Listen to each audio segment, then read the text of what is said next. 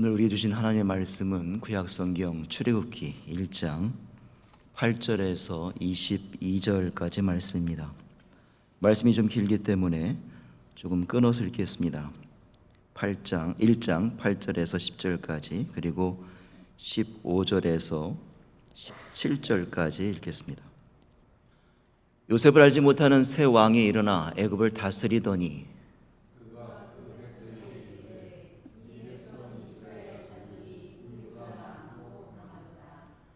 자, 우리가 그들에게 대하여 지혜롭게 하자. 두렵건대 그들이 더 많게 되면 전쟁이 일어날 때에 우리 대적과 합하여 우리와 싸우고 이 땅에서 나갈까 하노라 하고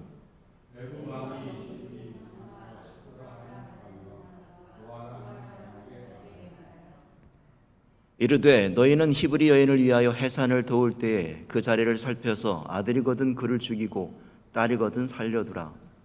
그러나 산파들이 하나님을 두려워하여 애굽 왕의 명령을 어기고 남자 아기들을 살린지라. 아멘.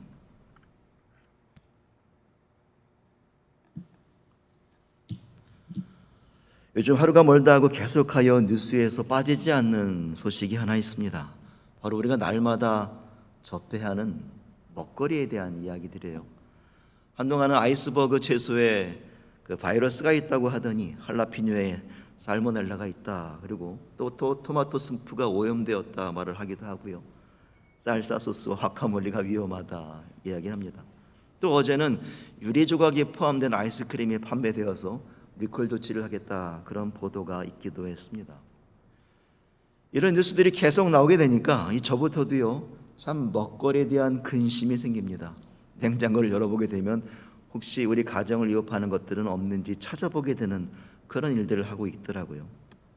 그런데 우리를 진짜 두렵게 하는 것은 비단 먹거리만의 문제가 아니죠. 제가 지난주에 설교를 준비하면서 구글에 fear, 두려움이라는 단어를 검색해 봤더니 참 많은 두려움의 상황들이 펼쳐져 있는 것을 보게 되었어요. 주식시장으로 하락으로 인한 경제적 불안감, 직장인들의 해고를 두려워하는 걱정들, 또 법의 보호를 받지 못하고 추방당할까 염려하는 이민자들의 두려움, 또 지난주에 있었던 터키와 이스라엘 간의 긴장 관계로 인하여 중동 전쟁이 더 확전되지는 않을까 하는 그런 공포까지 참 많은 두려움들이 우리의 일상을 뒤덮고 있구나라는 사실을 깨닫게 되었습니다. 그래서인지 어느 조사기관의 발표를 보니까 미국 성인의 약 19.1%가 사람을 만나는 생활 자체가 불안하다. 내가 오늘 밖에 나가면 누구를 만날지, 또 그 사람이 나를 어떻게 대할지, 내가 해함을 당하는 것은 아닐까 걱정하고 살아간다는 거예요. 미국 성인 인구의 4천만 명이랍니다. 대단하죠. 그만큼 오늘 살아가는 우리 모두는 저마다 각자 감당하기 어려운 공포와 두려움, 걱정, 불안 속에 살아가고 있다. 그런 모습을 보여주는 결과가 아닐까 생각합니다. 오늘 본문 출애굽기 1장 역시 바로 이 두려움이라는 거대한 문제 앞에 서 있는 두 부류의 사람을 소개하고 있습니다. 한 사람은 세상의 모든 권력을 손에 쥔 제국의 절대자였고, 다른 이는 사회의 가장 낮고 천한 계층의 여인들의 모습입니다. 이들은 두려워하는 대상이 각각 달랐고 그 결과 또한 극명하게 갈려져 있는 모습을 우리가 만나게 됩니다. 오늘은 바로 이 두려움에 반응하는 사람들에 대한 이야기입니다. 우리는 지난주까지 8주 동안 창세기를 마치고 오늘부터는 다시 8주간 동안 출애굽기 말씀을 이어가게 됩니다. 우리는 이 출애굽기 말씀을 시작하면서 먼저 이 책의 이름이 가진 영적인 의미를 살펴볼 필요가 있어요. 성경 역사를 보면 하나님의 역사가 기록되지 않는, 즉 하나님께서 선지자를 보내지 않으셨거나 또 계시도 하지 않으셨거나 또 어떤 말씀도 없었던 그런 기간이 있어요. 그것을 침묵기, 영적 암흑기 혹은 중간기라고 부르는데, 그 침묵기에 해당하는 기간이 두 번 등장합니다. 하나는 우리가 잘 알고 있는 것처럼 이 구약과 신약이 이어지는 그 사이, 하나님이 어떤 말씀도 하시지 않았던 그 침묵기를 첫 번째 침묵기로 바라봅니다. 근데 다른 하나는 구약 성경에서 창세기와 출애굽기 사이에 비어 있는 약 400년에서 430년 기간을 또 하나의 침묵기로 바라봅니다. 그런데 이 두 개의 침묵기에는 놀라운 공통점이 있어요. 이 구약과 신약 사이에 있는 400년의 침묵기는 이스라엘이 로마의 압제 속에서 신음할 때 메시아이신 예수 그리스도가 태어나심으로 인하여 그 침묵기가 끊어지고 깨어지고, 이 창세기에서 출애굽기로 넘어가는 이 400년 혹은 430년의 그 침묵기는요, 이스라엘 백성들이 애굽에서 노예로 탄식하던 가운데 이스라엘의 위대한 민족 지도자 모세가 태어나는 것으로 그 침묵기가 끊어집니다. 아주 오묘한 공통점이 이 두 개의 침묵기에는 존재한다는 거죠. 그러고 보면 이 침묵기라는 것은 또 다른 하나님의 역사가 출발되어지는, 그 준비되어지는 과정이었다는 거죠. 우리가 말해서 하나님의 침묵기라는 것은 하나님이 말씀하지 않으셨거나 하나님이 일하지 않으셨던 것처럼 보이지만, 사실은 그 캄캄한 어둠 속에서 하나님의 위대한 구원 역사가 차근차근 차분히 준비되고 있었던 그런 과정이 진행되고 있었던 그런 기간이었다라고 우리는 말할 수 있습니다. 그래서 구약이 신약으로 넘어가고 창세기에서 출애굽기로 넘어갈 수 있었다라는 것입니다. 그래서 우리 오늘부터 시작되는 이 출애굽기는요, 창세기에서부터 이어지는 과정으로 바라봐야 돼요. 창세기에 임하셨던 하나님의 섭리가 이 출애굽기 이스라엘 민족에게 어떻게 역사하시는지를 그 이어짐으로 우리가 살펴봐야 합니다. 그런데 이 모세오경의 두 번째 책 이 출애굽기라는 말은 히브리어 성경을 헬라어로 번역하였던 70인역본에서 가져온 제목이에요. 이스라엘 백성들이 멸망하면서 이제 포로로 끌려가지 않습니까? 그래서 오랜 기간 동안 외국에서 포로 생활을 거치게 되면서 자기네 나라말을 잃어버리게 돼요. 자, 우리도 미국에 살면서 한국말 다 잃어버리고 영어만 잘하게 되지 않았습니까? 그것처럼 이스라엘 백성들이 다른 나라 포로로 끌려가가지고 히브리 언어를 잃어버리는 거예요. 그래서 이스라엘 후손들에게 히브리 말을 잃어버리니까 히브리어로 기록된 성경이 필요가 없게 되는 거죠. 그래서 70명의 학자가 히브리어 언어로 된 성경을 헬라어로 바꾸는 과정을 하는 것이 70인역본이라고 부릅니다. 그런데 이 70인역본에서 이 출애굽기라는 말의 제목을 어떻게 바꾸냐면, 밖으로라는 의미의 X라는 말과 나가다, 벗어나다라는 의미의 오도스가 합쳐져 있는 엑소도스, 탈출하다라는 제목으로 바꿔버려요. 그리고 그것을 한자어로 번역을 하면서 애굽 탈출에 대한 기록을 남긴 책, 그래서 출애굽기가 오늘날 우리가 만나는 출애굽기의 제목이에요. 그렇기 때문에 우리는 이 출애굽기를 대할 때 그저 이스라엘이 애굽을 탈출하는 역사 이야기로 바라봐서는 안 된다는 거예요.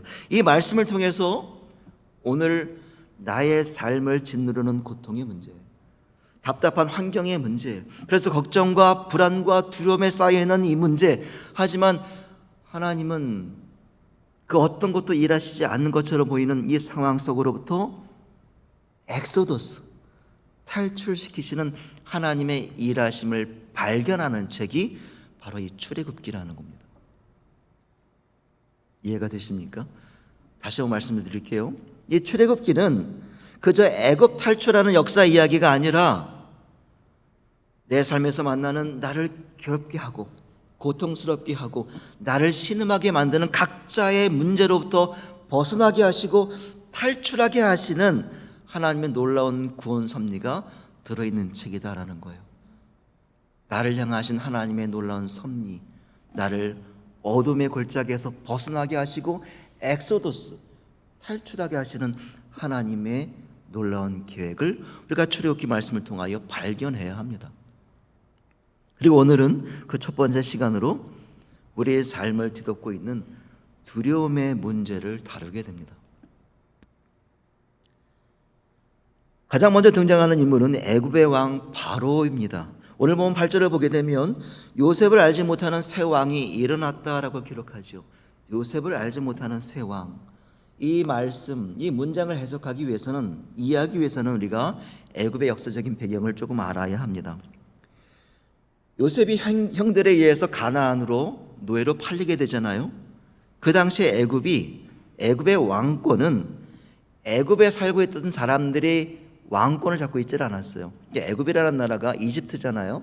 이집트가 아프리카 대륙인데 아프리카 대륙은 야베 족속이 살고 있던 동네였거든요. 근데 요셉이 가나안으로 팔려왔을 때 애굽의 왕족은요 셈족이었습니다. 셈족은 중동과 아시아에 살고 있었던 사람들이거든요. 그 사람들이 애굽을 침략해 와서 왕으로 등극해서 애굽을 다스리고 있었던 때예요. 근데 요셉도 이집트 사람이 아니었죠. 어디 사람이었습니까? 중동 사람이었어요.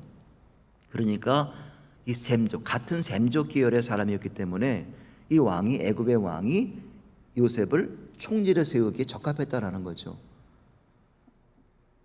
그래서 그 왕조를 힉소스 왕조라고 부르는데, 그 뒤로 세월이 한참 흘러서 애굽의 토착 민족, 그러니까 이집트에 원래 살고 있었던 토착 민족이 이 힉소스 민족을, 왕조를 몰아내요. 그리고 정권을 다시 되찾습니다. 이때 세워진 왕이 바로 요셉을 알지 못하는 새 왕이 되는 거예요. 요셉은 힉소스 왕조처럼 셈족 계열의 사람이었는데 새로운 왕족이 태어나면서 그 힉소스 민족을 다 몰아내고 자기들이 나라를 통치하게 될 때 그 전에 있었던 모든 왕족들, 정치 세력들, 이방 세력들은 몰아내기 시작하는데 그 왕이 요셉을 알지 못했다라는 거죠. 그런데 그 당시 애굽은 피라미드를 건설할 만큼 아주 굉장한 절대적인 권력을 가지고 있는 대제국이었습니다. 전 세계 몇 개 안 되는 초강대국이었어요. 역사학자의 말에 따르면 모세가 출애굽하던 당시 이전에도 피라미드가 세워졌다 그래요. 피라미드가 이미 현존해 있었다라고 말합니다. 이 피라미드라는 건축물은요, 그 왕권의 절대 권력을 보여주는 건축물이거든요. 그만큼 왕권이 굉장히 강했다라는 것을 볼 수 있죠. 그러니까 애굽이라는 초강대국의 통치자 바로라는 그 위치가 얼마나 대단한 위치인지를 우리가 알 수 있는 거죠. 게다가 바로는 그냥 사람이 아니에요. 태양신의 아들, 신의 아들로 추앙받는 존재가 바로 바로였습니다. 자, 지금부터 말씀을 들어갑니다. 그런데 그런 절대 권력자인 바로에게 두려움의 대상이 있었다라는 겁니다. 두려워하는 일이 생겼다는 거예요.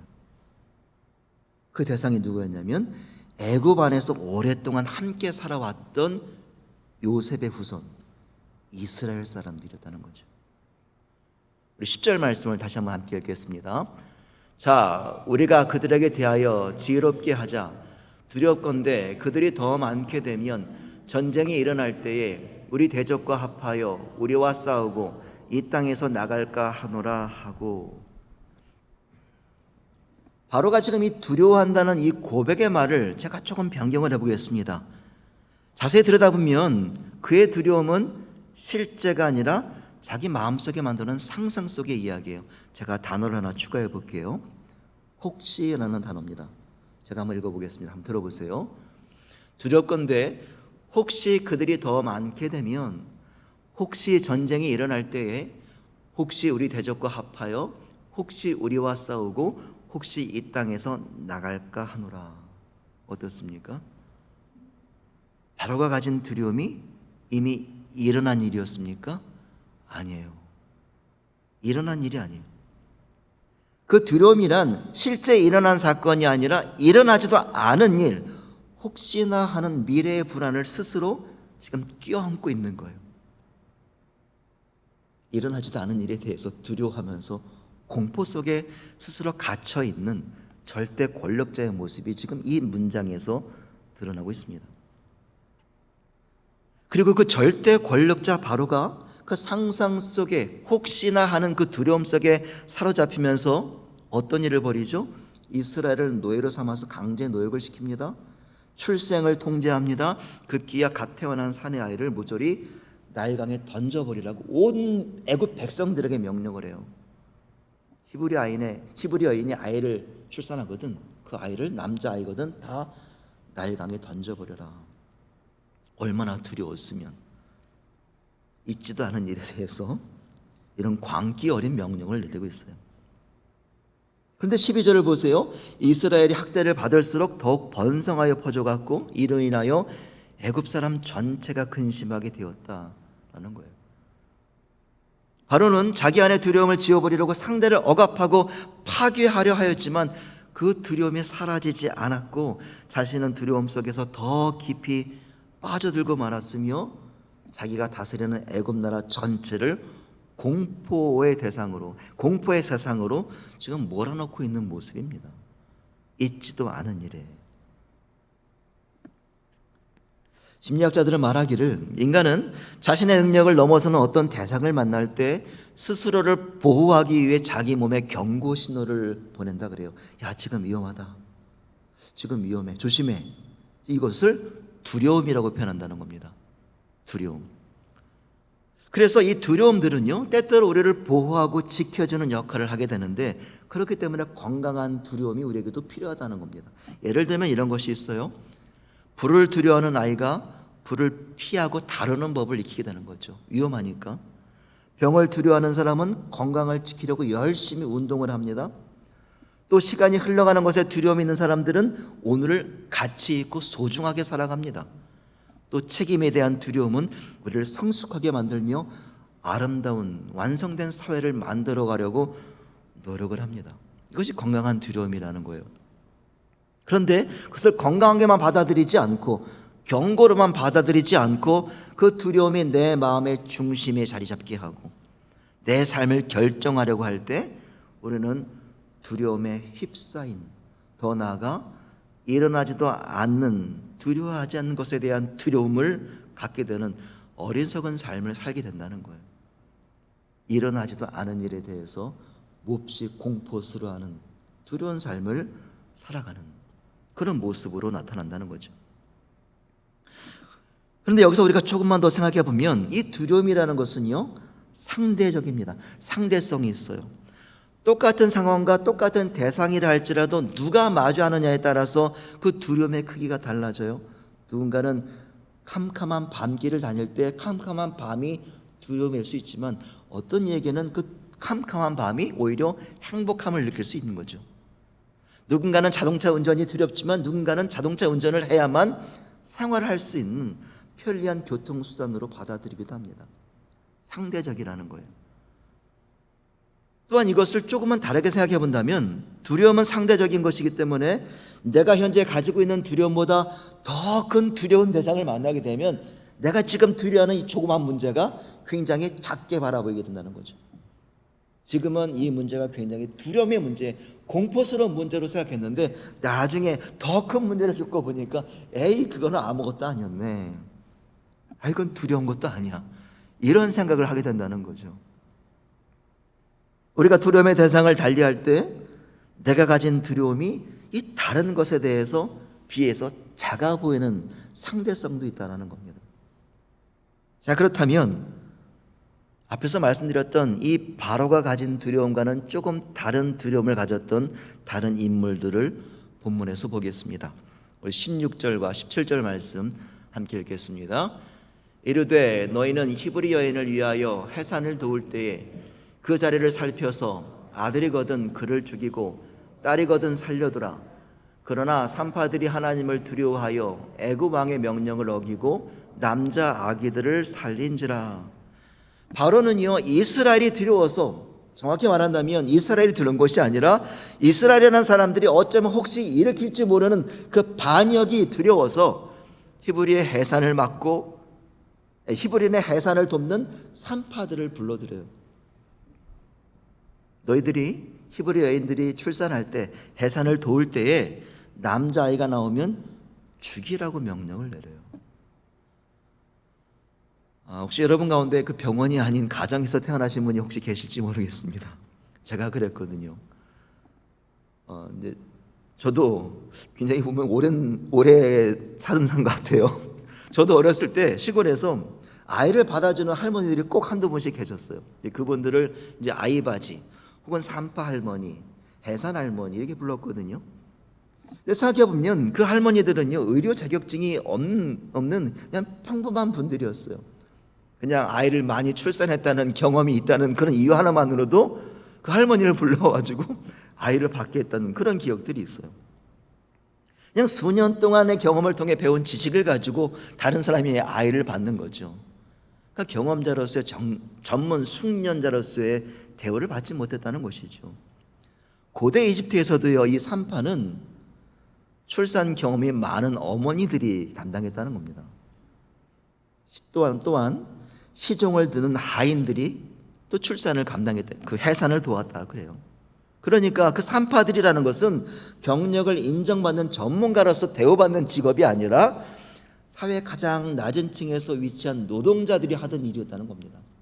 생명을 다루는 일인데도 그러했다는 거죠. 자, 지금 십부라와 부하라는 두 명의 산파가 애굽의 절대 권력자인 바로 앞에 불려나온 상황이에요.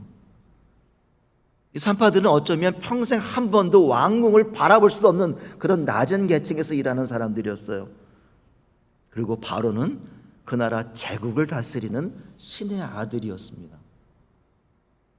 그런데 그 바로가 히브리 나아만을 죽이라는 명령을 내렸을 때 이 산파가 보인 행동이 무엇이었습니까?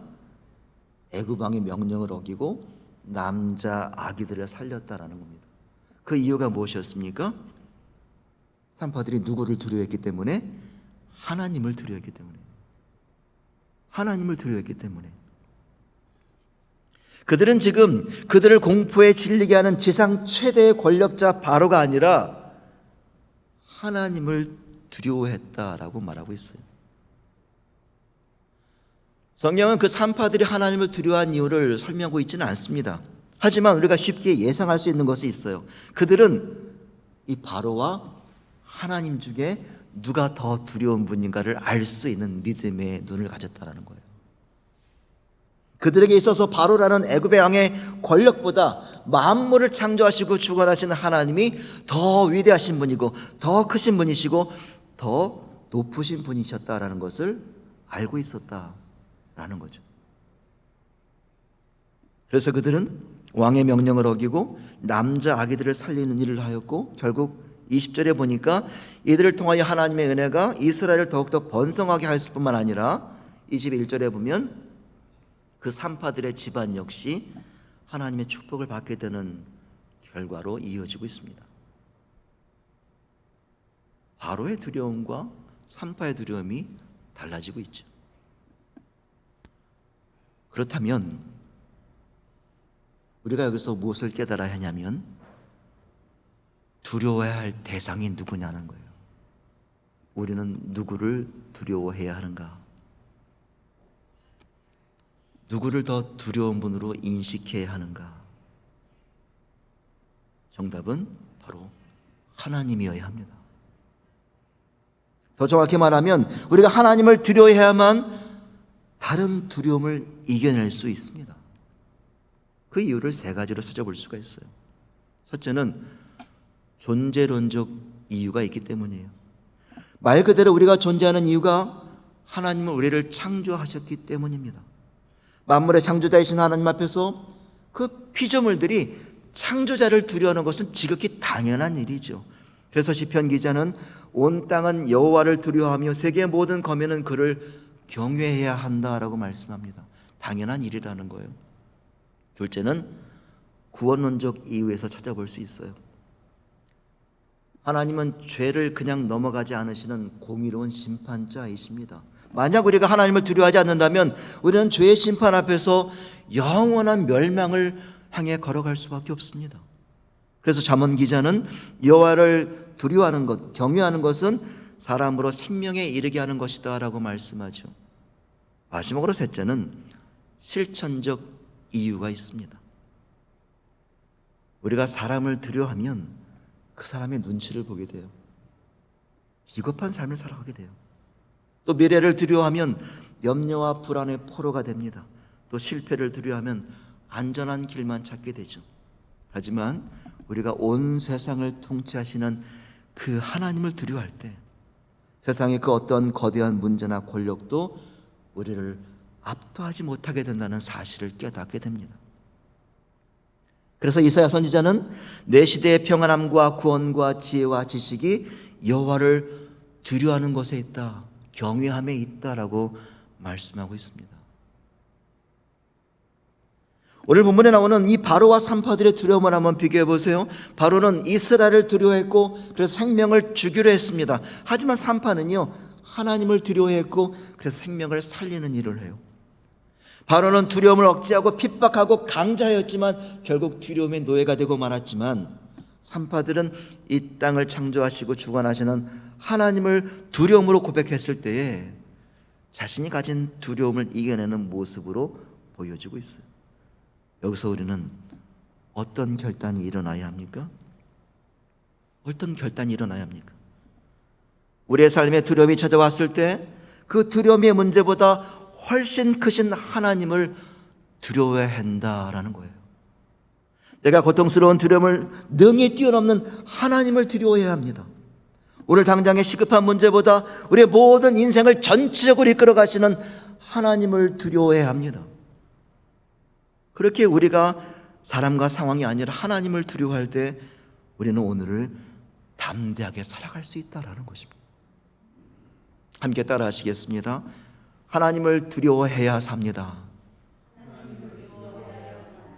하나님을 두려워해야 이깁니다. 하나님을 두려워해야 해결됩니다. 믿으십니까? 이것이 믿음의 고백이 되어야 돼요. 우리가 마지막으로 하나 더 기억해야 할 것이 있습니다. 오늘 본문 8절에 보면 요셉을 알지 못하는 새 왕이 일어났다라고 말씀하고 있죠. 요셉을 알지 못하는 그 새 왕이 이스라엘을 핍박하고 생명을 위협했다라는 거죠. 여기서 알다라는 말이 히브리어는 야다라는 단어입니다. 근데 야다는요, 그냥 지식으로 아는 야다, 알미 아니라 겉으로만 알 때 쓰는 그런 말이 아니라 부부가 함께 살아갈 때, 함께 생활할 때 아는, 깊이 아는 것을 말해요. 친밀한 관계가 되어야 알 수 있는 그런 알을 말해요. 그러니까 요셉에 대해 깊이 알지 못했던 그 새 왕이 이스라엘 민족을 핍박하고 박해했다라는 거죠. 우리가 살아가는 이 세상 또한, 우리의 삶에서 또한 우리를 알지 못하는 이들 참 많이 만나게 되죠. 그들은 우리를 알지 못하기 때문에 우리를 배신하기도 하고요, 공격하기도 하고요, 거짓 비방하기도 하고요, 핍박하기도 합니다. 왜냐하면 그들은 우리를 알지 못하기 때문이에요. 하지만 우리의 믿음의 고백이 무엇입니까? 세상은 우리를 알지 못하지만 우리에게는 우리를 너무나 잘 아시는, 우리를 친밀히 아시는 야다의 하나님이 계시다는 고백입니다. 시편 기자는 말하기를 주께서 나를 살펴보셨으므로 나를 아신다 하였어요. 나를 야다하신다는 거예요. 그냥 지식으로 아시는 알미 아니라 우리와 친밀히 관계하시며 살피시며 함께 동행하실 때 아시는 알미, 우리가 믿고 의지하는 하나님께 있다라는 것입니다. 하나님이 우리를 아신다는 고백이에요. 하나님께서 우리의 삶을 들여다보시고 함께 하시며 살펴보십니다.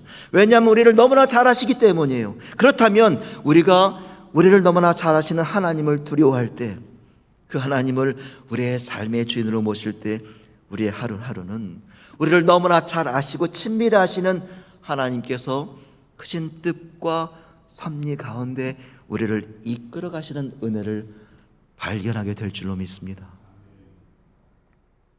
이 한 주간 세상이 아닌, 사람과 상황이 아닌, 나 연약함과 부족함이 아닌 이 만물의 주관자이신 하나님을, 우리를 너무나 잘 아시는 그 하나님을 두려워하시면서 하나님께서 베푸시는 귀한 은혜와 축복을 매일매일 충만하게 누리시는 저와 여러분 모두가 되시기를 간절히 축원합니다.